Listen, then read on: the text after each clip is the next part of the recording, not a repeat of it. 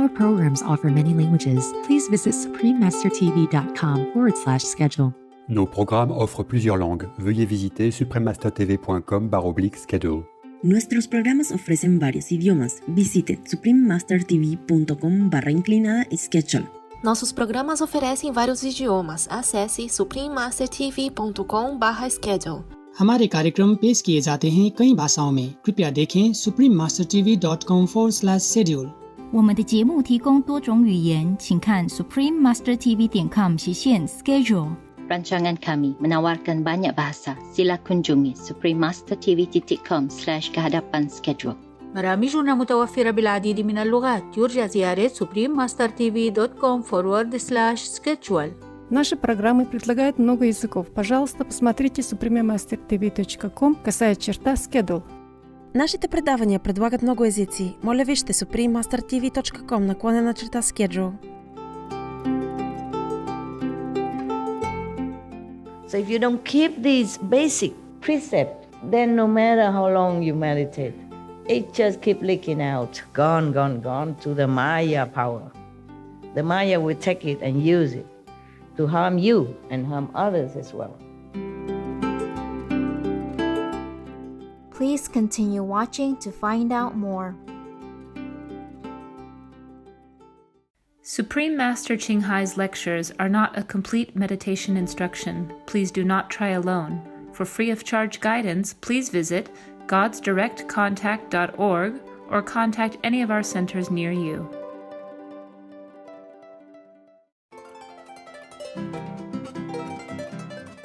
Today's episode will be presented in English with subtitles in Arabic.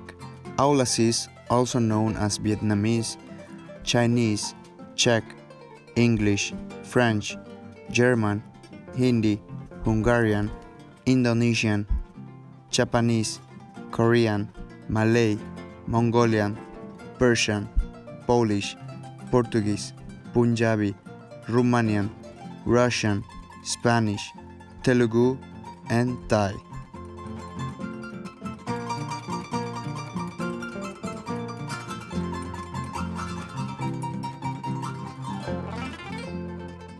Saludos afectuosos espectadores amantes de la paz. Mi nombre es Silvio de Ciudad del Este, en el acogedor Paraguay. Nuestro pueblo de buen corazón les da las gracias por defender al débil y al humilde.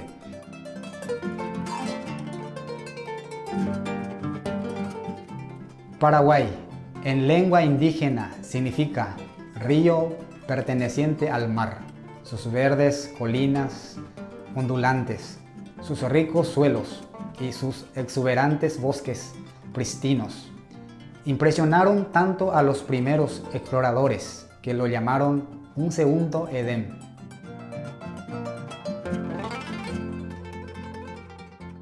Numerosos grandes ríos, lagos cristalinos y humedales exuberantes han nutrido una civilización notable con un rico patrimonio artístico.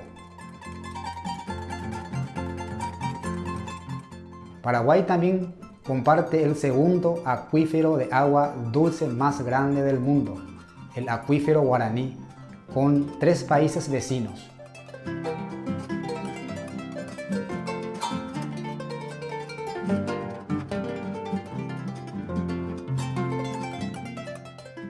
Los paraguayos manifiestan un amplio espectro de relaciones armoniosas entre el hombre y el agua, y el hombre y la naturaleza. Las abundantes bendiciones de la naturaleza han ayudado a los paraguayos a perfeccionar el arte de la hospitalidad.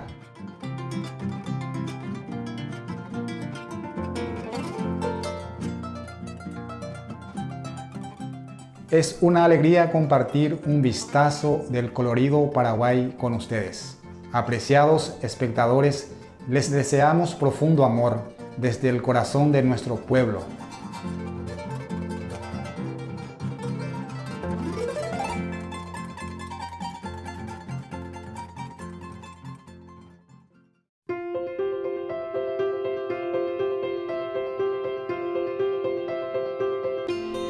Durante más de 3 décadas, la maestra suprema Ching Hai Ha iluminado nuestro mundo con sus enseñanzas divinas. Una maestra totalmente iluminada. Ella imparte el método Kuan Yin de meditación a aquellos que desean descubrir inmediatamente la naturaleza de Dios interna y alcanzar en una vida la liberación eterna del ciclo de la transmigración. El método Kuan Yin ha sido practicado por todos los maestros iluminados, tales como Buda, Confucio, Guru Nanak, Jesucristo, Lao Tse, el Señor Krishna, el Señor Mahavira, el profeta Mahomet, la paz sea con él, y muchos más. Ella enfatiza que si siempre recordamos a Dios, ofrecemos servicio desinteresado a otros y seguimos las leyes del universo, alcanzaremos nuestro potencial más elevado como humanos y aprenderemos verdaderamente nuestro propósito en la tierra. La Maestra Suprema Jinhai es un extraordinario ejemplo viviente de compasión, enviando frecuentemente asistencia material y financiera, además de amor a los refugiados y a los desamparados, a las víctimas de desastres naturales y a otros que necesitan ayuda. La Maestra Suprema Jinhai está profundamente agradecida con el amado Dios por toda la ayuda financiera, consuelo y apoyo para los afligidos y necesitados, y cualquier buena causa a través de los años, como una humilde receptora para su compasión y amor hacia sus preciados hijos.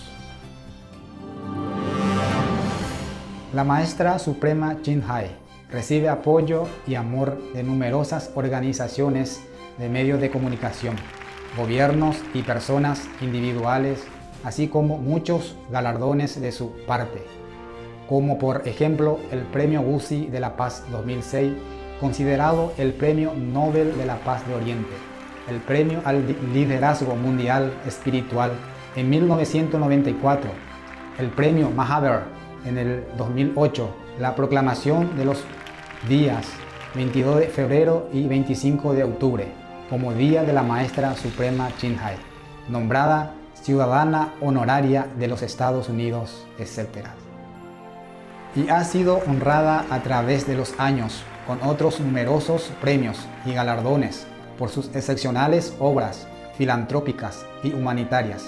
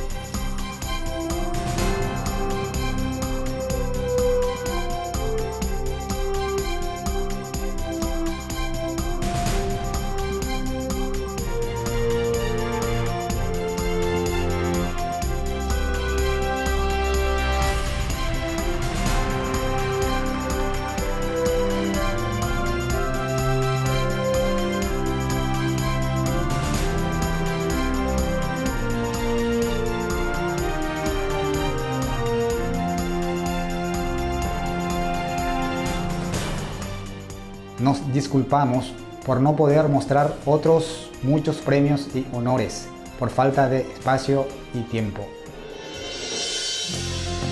Como verdadera voz para nuestros preciosos amigos animales, la Maestra Suprema Chinhai promueve la pacífica y amorosa dieta a base de productos vegetales y prevé con el despertar de la humanidad hacia lo sagrado de todas las vidas, un tranquilo y glorioso mundo completamente vegano, donde los animales y las personas vivan en dichosa armonía.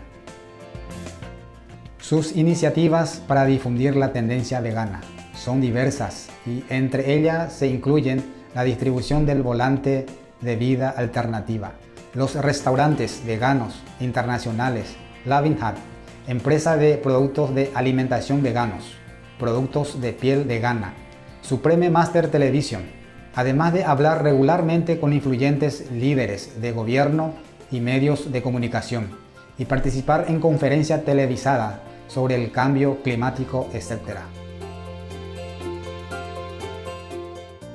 Tanto si somos conscientes de ello como si no, sus esfuerzos han tenido una enorme influencia sobre la conciencia mundial del estilo de vida, respetuoso con los animales y de cómo esta manera benevolente puede traer paz duradera entre las naciones, a la vez que salvamos nuestro planeta del cambio climático y de los desastres.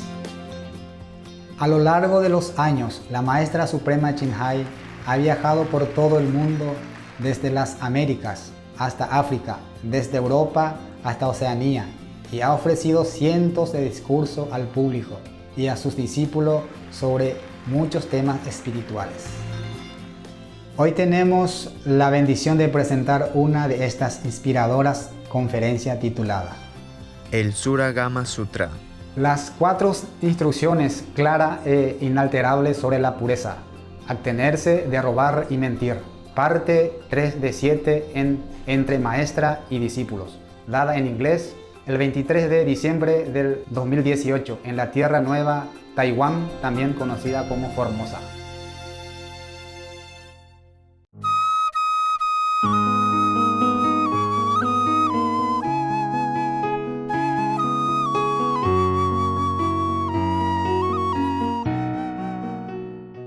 All right, continue with the Buddha, huh? If one does not practice any of these token renunciations of the body on the causal level, then even if one realizes the unconditioned, one will still have to come back as a person to repay one's past debts, exactly as I had to undergo the retribution of having to eat the grain meant for horses. The Buddha had to one time eat the grain that meant for horses or other food meant for horses for 3 months. Probably because he has a little bit of debt he did not pay. But if he had probably burned the incense on his body, then he has paid the debt. Then he didn't have to do that. You see, Buddha very compassionately explained all this, and he even confessed his own debt at his own expense, not wanting the disciple to worship him as a perfect, flawless, enlightened being, but still has some debt to pay from the past life. But this is a Maya arrangement that way, so that the Buddha had to have some debt. Otherwise, how can a Buddha ever had any debt? He's been a Buddha for, you cannot even count how many eons or kalpas already passed. He even confessed that. He has mentioned that if you burn a candle or incense or finger or one incense stick, even one incense stick on their bodies, anywhere, he didn't say on the head, but on their bodies, and then will in that moment repay their debts from beginningless of time. That's why I became a monk, in case I have debt. A lot of debts before. So I guess I'm free of debts now. And all the karma is yours. Yeah. Yours karma on me. Because I have burned the incense. Not just one incense, but 3. The Buddha said here. That means I don't have karma. Actually, before that, before I became official monk, I was in some ashram, yeah, walking, going from one ashram to another, looking for masters. And several people will look at me and say, oh, you don't have any karma. Look at my hand, or look at my face. So, oh, you have a bodhisattva eyebrow. I don't know what bodhisattva eyebrow look like, but I did have it according to them. And look at my arm and my hands. Oh, you have no karma. Not at all. That was before I became a monk, okay? Yes. And then I became Tibetan monk, and I became Hindu monk, and then finally become Buddhist monk. I try all traditions. So if I wasn't clean by the Tibetan monk married, then I was clean by the Hindu monks married. If not, then I triple it by become Buddhist monk. So actually I was free of karma. So whatever happened to me is all your fault. Lovely karma, yes. It's nice to blame somebody else. It's easy. The most easy way, is to blame everybody else. Yeah. I do the same. It's fun. Okay, now, when, the Buddha continued, when you teach people in the world to cultivate samadhi, they must also cease stealing.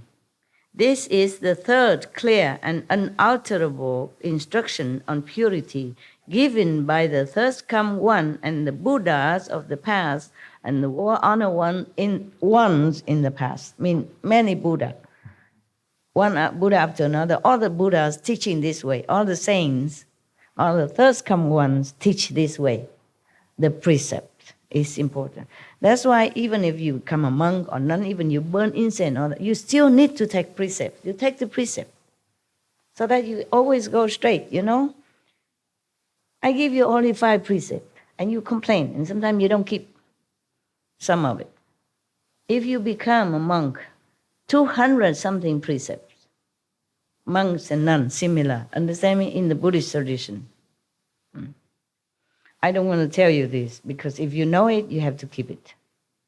Because you're lay people, so I cannot tell you. You understand me? Yeah. All kind of precepts you have to keep, not just 5 precepts. But these 5 precepts, even as Buddha mentioned here, are the main one. Okay?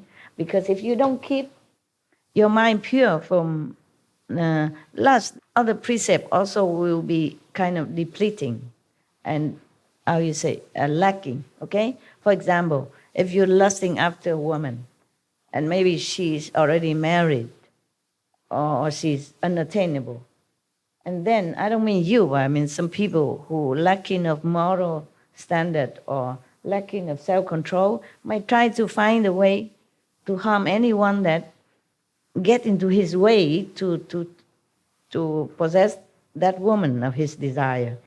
And then other precepts can also be broken. Therefore, the 5 precepts are the mother of other precepts, okay? All right. Keep them. Keep them with your life, okay? It's not just a written words. It is your life. It's your guaranteed shine for happiness ever after. Even if you stray from my teaching, keep the 5 precepts, okay? Because if you don't, you will be very terribly regret when you go to hell and undergoing all kind of payback, punishment. Okay, huh? I don't want that to happen to any of you or anybody at all. But you already been taught right from wrong, so you do keep it, huh? It's not that difficult.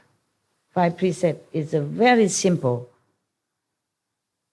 rules which should not be even a precept. It should be like a standard living way of a human, a decent human, not to talk about saint or practitioner or anything like that. Keep them. In Catholicism or Hinduism or Jainism, they all keep precepts. They all have this kind of basic ahimsa, no harming to others, yes? And stealing is also harming others in a different way, yeah?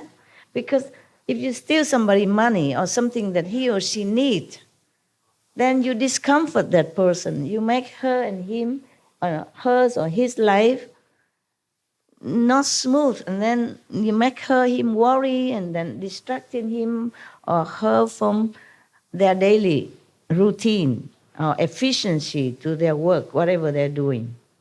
So when you do something, think twice, okay, before you do it. That's all, very simple. Whatever not yours, even if worthless, don't take. Very simple, okay? Is that difficult? No. Been told decades already, huh? The Buddha tell Ananda that when you teach people in the world to cultivate samadhi, remember, because Ananda asked the Buddha, how in the future can I help other beings, even though I myself are not very highly developed, I'm not, maybe not saved yet, but I want to save others. I want to try. So the Buddha teach him all this, yeah?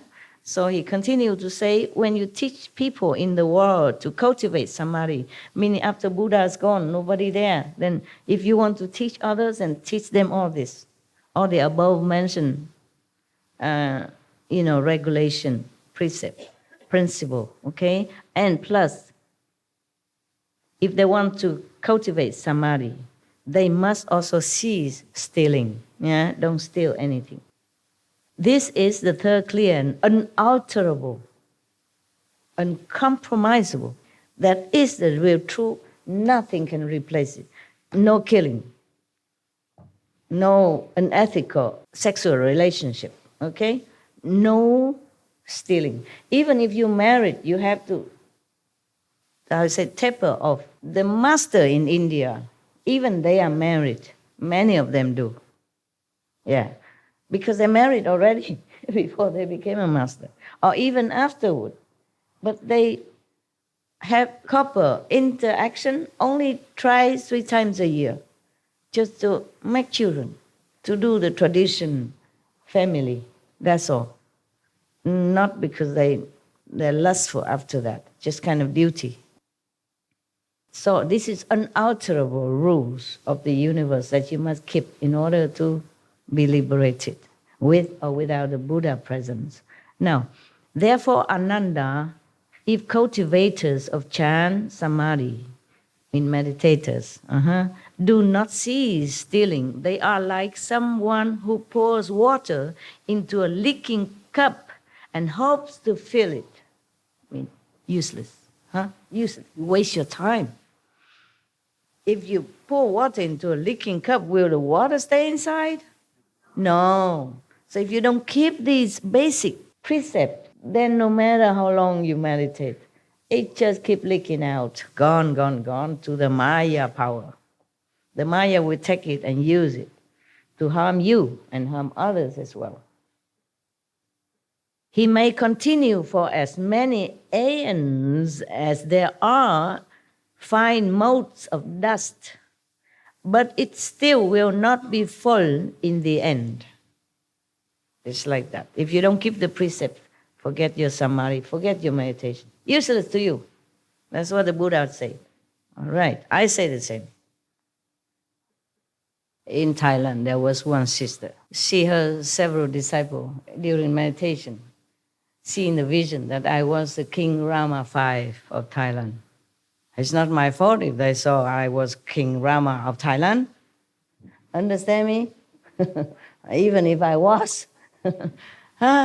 Then she criticized me.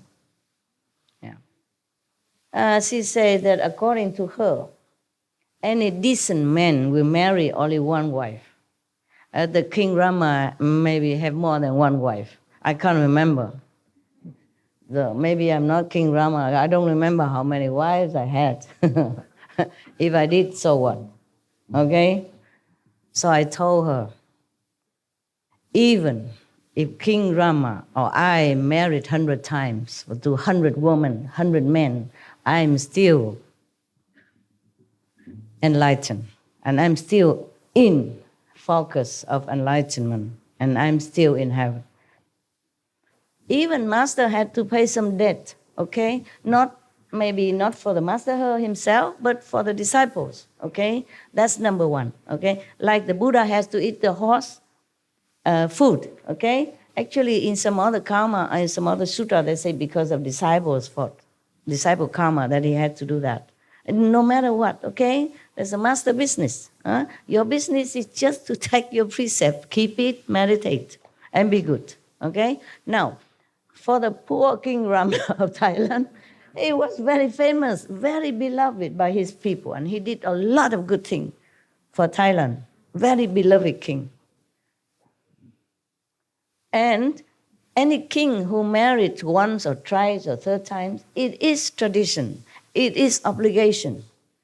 Because in the old time, that is the king, they have to marry and have a lot of princes and princesses so they can fill the post here and there, married to the neighboring countries' girls, princess or prince, to tighten the friendship, coalition with neighbors. That's how they do it, okay? Not necessarily that the king likes it. And you don't know what the king's heart problem. He may have many wives or concubines, but it works like this. Every night he had to pick up from the unknown, card, okay? Like, for example, I have 2, 3, 4 cards here, okay? Or 100 cards, whatever. The name is written here upside down. So I don't see what card, what name of the concubine is coming tonight. I just pick any. Oh, Elizabeth. Okay. And then the eunuch will bring Elizabeth to me, all wrapped in blanket, ready for business. Understand that? Okay. So the king don't even have any emotion involved in hundreds or how many hundreds of concubines.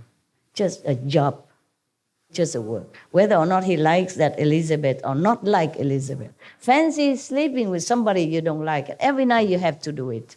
You don't even know her. You don't even know him. Fancy, huh? You like that? No. Even if you like women, you can't just like that all the time, right? It's like a job.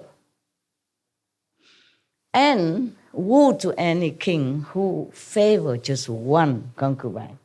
Then sooner or later his kingdom fall. You can see that in history. I don't know if your history, but China, for example. Like the king of Tang Ming Huang, he fancy one concubine. He loves only one. And later they hate her. They kill her. And they kill him too. His kingdom gone because of one beauty. Similar everywhere.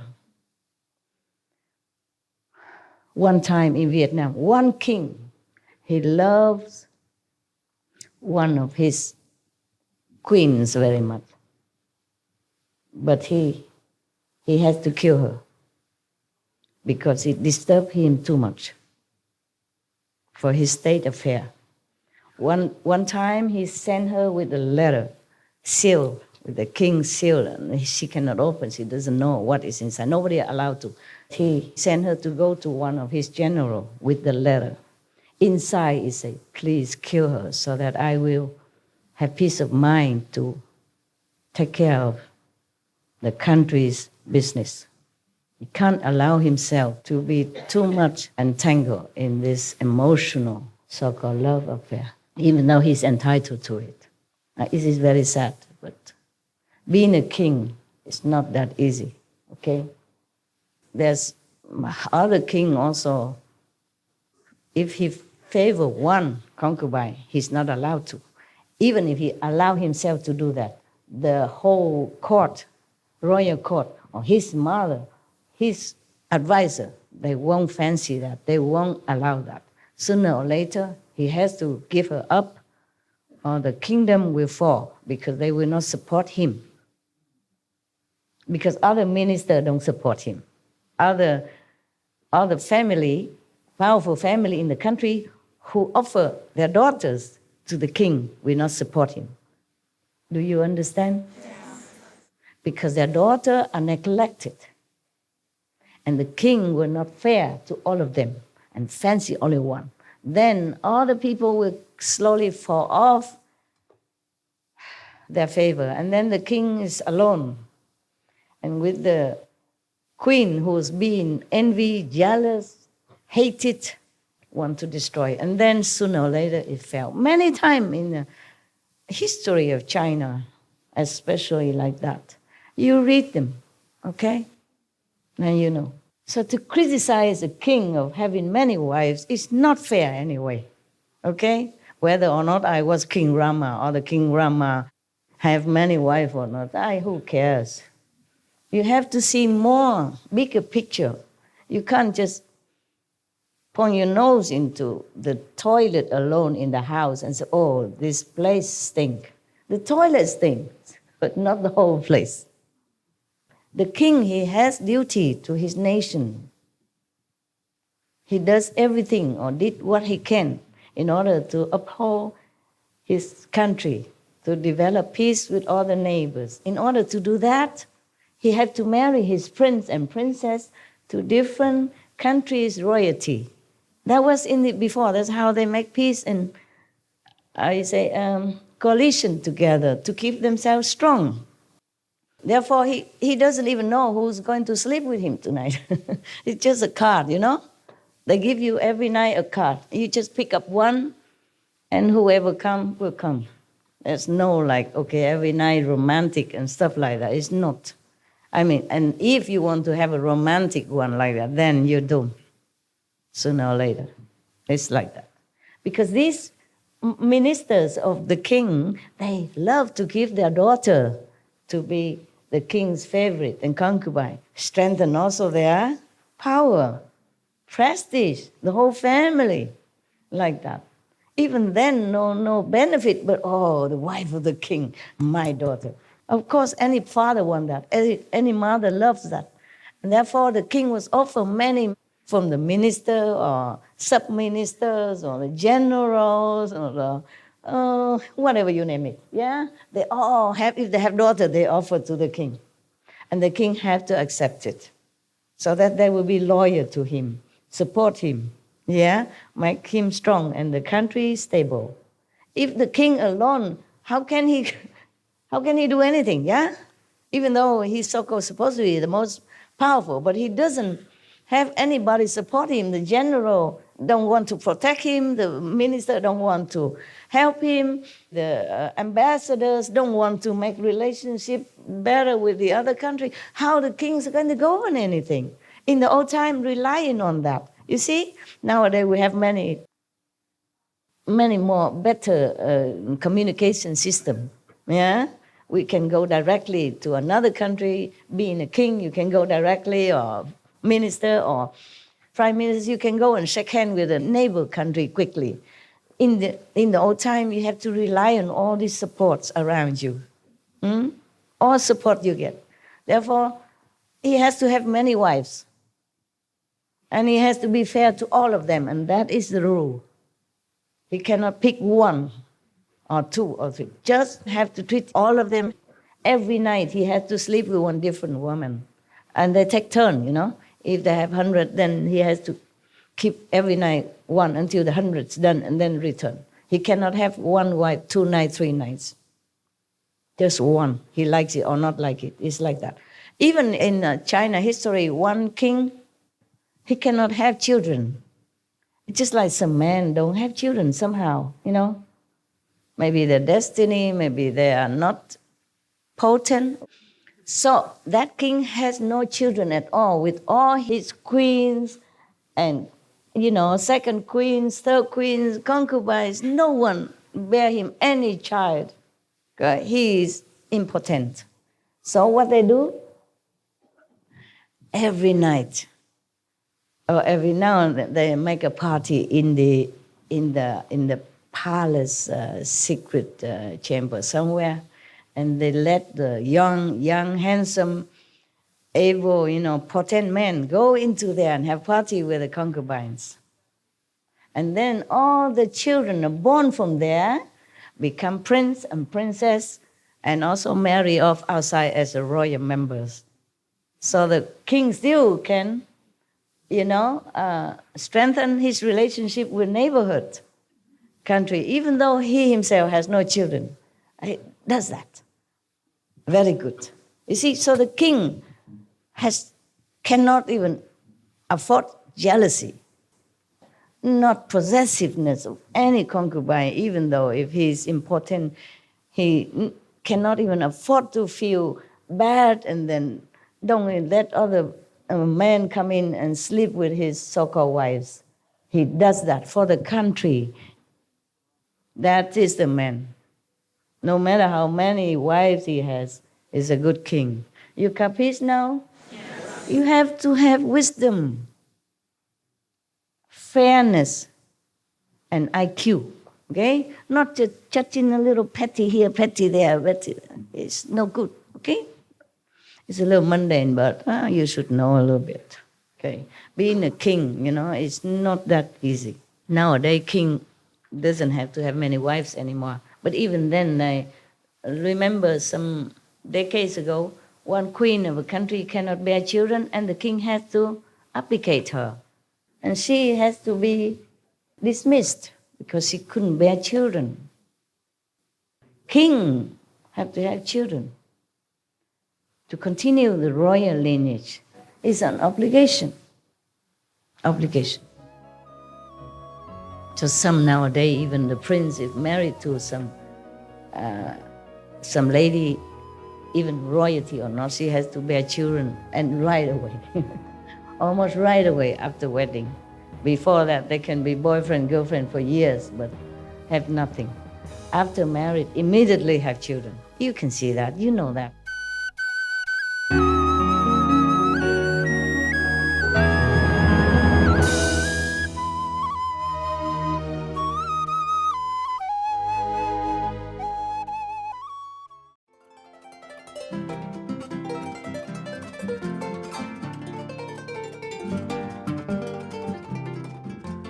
Admirables espectadores, gracias por estar con nosotros en el programa de hoy, titulado El Suragama Sutra. Las 4 instrucciones claras e inalterables sobre la pureza. Abstenerse de robar y mentir, parte 3 de 7, en Entre Maestra y Discípulos. A continuación viene del sagrado texto de la Hermandad Blanca Universal. La paz deseada, parte 1 de 2, en palabra de sabiduría, justo después de noticias de interés. Siga con nosotros en Supreme Master Television para más programación positiva.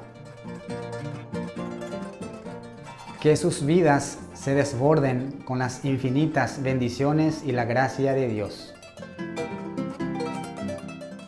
Admirable viewers, thank you for joining us for today's program entitled The Surangama Sutra, the 4 clear and unalterable instructions on purity. Refrain from stealing and lying. Part 3 of 7, on Between Master and Disciples. Coming up next is, from the sacred text of the Universal White Brotherhood, The Desired Peace, Part 1 of 2, on Words of Wisdom, right after noteworthy news. Please stay tuned to Supreme Master Television for more positive programming. May your lives overflow with God's boundless blessings and grace. Our programs offer many languages. Please visit suprememastertv.com/schedule and suprememastertv.com/BMD.